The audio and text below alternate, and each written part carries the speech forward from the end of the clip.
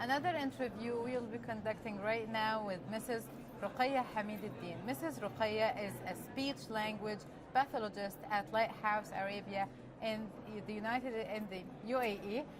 She just delivered a very interesting session regarding the practical strategies for students with learning disabilities in English and Arabic classrooms. Of course, it's a very important discussion that you mentioned. First, let me welcome you. We're very glad to have you here in the studio. Thank you. At the beginning, I need to know more about the challenges you are facing as a teacher and teaching learners with disabilities. I mean, the lack of technology used in the classroom settings, the lack of interaction between the groups. What are really the challenges that you are facing? So as a speech-language pathologist, I worked in Saudi Arabia in Kingston Center for Disability Research. I also worked in the UAE. And I think the biggest problem or challenge these students are facing in the classroom is that they don't have the technology that they need in the language that they speak. So most of the technologies available are in English and not in Arabic. So for the Arabic-speaking students, they very much struggle with lack of technology. So that's for the first part. Second, the lack of evidence-based practices used in the classroom and outside the classroom. So many of these students are being pulled out instead of pushed in for special education, for speech and language services, for OT, and that kind of gives us a burden because they don't generalize the skills that they need to generalize.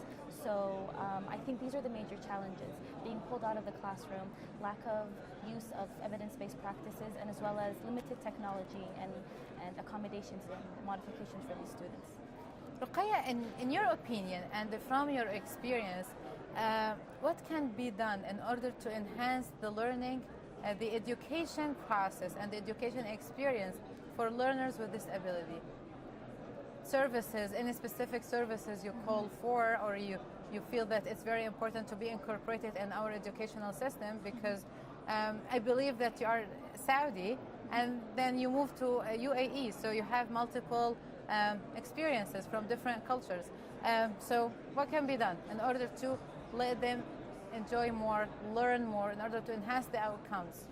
So I think a multidisciplinary team is very, very important. So that would contain a psychologist, a speech-language pathologist, occupational therapist, special educator, teacher, parent. So it has to be approached as a team. So that's the first, I think.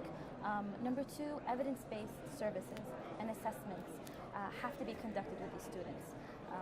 We can't just use informal assessments all the time. We need to use standardized assessments. So I think that's a second point. Number three is having these services be conducted in the classroom instead of pulling the students out, or only focusing on services that are provided outside of the school or in the clinic setting. I think this would really benefit the students with multiple disabilities, learning disabilities, autism, whatever it may be. Mm-hmm.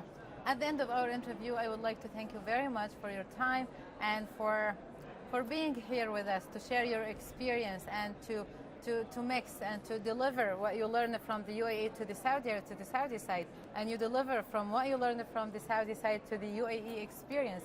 That's been a great pleasure meeting you. Thank you so and much. by this we come to the end of our interview. Now it's time to conduct several interviews with my colleague Najla, but after this short break, stay tuned.